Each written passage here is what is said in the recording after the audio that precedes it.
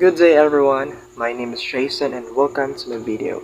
So for today's video, we will be talking about generative language. But first, let's get to know this man first. Noam Chomsky. Noam Chomsky is known as the father of modern linguistics. Chomsky's theory of language acquisition argues that human brain structures naturally allow for their capacity to learn and use languages. Chomsky's believe that rules for language acquisition are innate or which is inborn and strengthen naturally as humans grow and develop. One of his works are syntactic structure and aspects of the theory of syntax. So let's proceed. So in this video, we will be looking at the kinds of rules that determine how words and languages are put together to form larger units that have meaning and how speakers of language are able to determine what are the possible and impossible orders of words in their language. So in language, we have two different rules. One rule is the prescriptive rule and second is the descriptive rule. So let's get to know the prescriptive rule.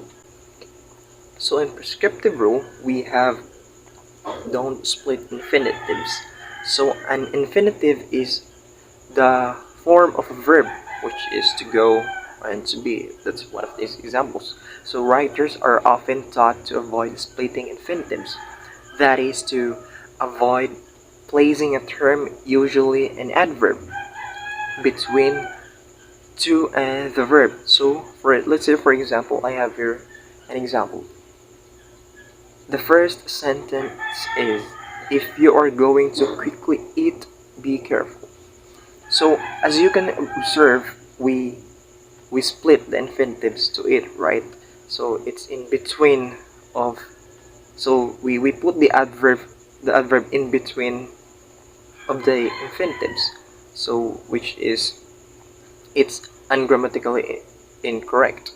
So what we will be doing is we place the adverb after the infinitives to make it grammatically correct. So we have now the sentence, if you are going to eat quickly, be careful. So for the second one, don't end sentences with prepositions. Let's say for example, I have here, which student did you talk to? So again, we shouldn't end our sentence with prepositions, right? So our prepositions here, preposition is to. So what we will be doing is, we put the preposition in the first of the sentence to make the sentence correct, or to make it grammatically correct. So we have now, to which student did you talk? So that is now correct, right? And the third one is when to use I and me. So use the pronoun I when the person speaking is doing the action. It's either alone or with someone else. On the other hand, use the pronoun me when the person speaking is receiving the action of the verb in some way. It's either directly or indirectly. So I have here my example for when to use the pronoun I. So I gave Ceci a ride to work today. So I is the doer of the action here, which is gave. So that's correct. And the second one is the pronoun me. In the second sentence, Julie accidentally hit me with her bag as she walked by. So that's how we use the pronoun I and me. So let's move now in the descriptive rule. So a descriptive grammar is a study of a language and its structure and its rules as they are used in daily life by its speakers from all walks of life, including standard and non-standard varieties. Descriptive rule mean that the set of grammar rules of a language that allow only the grammatical sentences to be generated. So in descriptive rule, there's no what do we call this one? So in descriptive rule, there's no certain rule to be followed. I have here my example. Bunnies are eating carrots. So it's really, we can see, or we can, we can usually understand that it is a grammatical sentence, or it's grammatically correct sentence of English in English. But here's my second sentences. Bunnies is eating carrots. So um, it's really ungrammatical sentence of English. It's because the plural subject bunnies doesn't agree with the singular verb is eating, right? So let's now proceed on constituency. So in syntactic analysis, a constituent is a word or a group of words that function as a single unit within a hierarchical structure. So the constituent structure of sentence is identified using tests for constituents. So I have here my example. The child found a puppy. So I have here my sentence. So this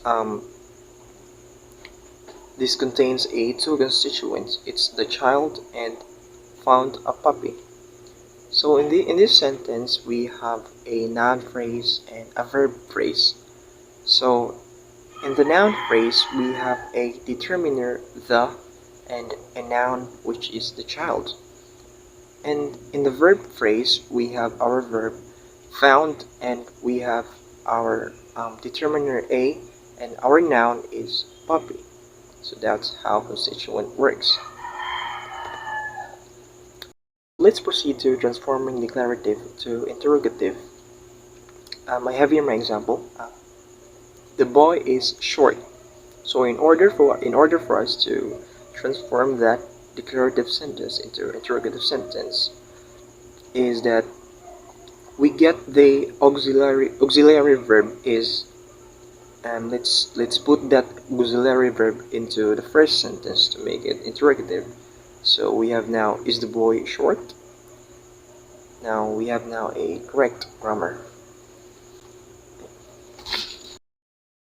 However, for some reasons that rules cannot be followed according to its structures as it may sound grammatically incorrect. Let's say, for example, I have here my sentence, the boy that is holding the plate can see the girl. So in the first choice, we transfer that into interrogative. Is the boy holding the plate can see the girl? Is the boy holding the plate can see the girl? So there is no such rule in English in doing that, so that is incorrect. So in the second options we have, can the boy that is holding the plate see the girl? So in English rule, that is accepted, so it's grammatically correct. So what we did here is that we placed the modal verbs instead of placing the auxiliary verb, which is the is. So we place the can, which is the modal verb, in the first sentence, so to make it correct. Now let's proceed to the constituent recursion. So recursion is the repeated sequential use of a particular type of linguistic element or grammatical structure. So I have here my example. I went to the store is a sentence or a constituent, and saw a movie and another constituent, which is a sentence. So I went to the store and saw a movie is a constituent containing a constituent of the same type. Now let's add another simple sentence, which is ate pizza. So we have here the I went to the store and saw a movie and ate pizza. So we have now a larger sentence. One sentence or one constituent is I went to the store.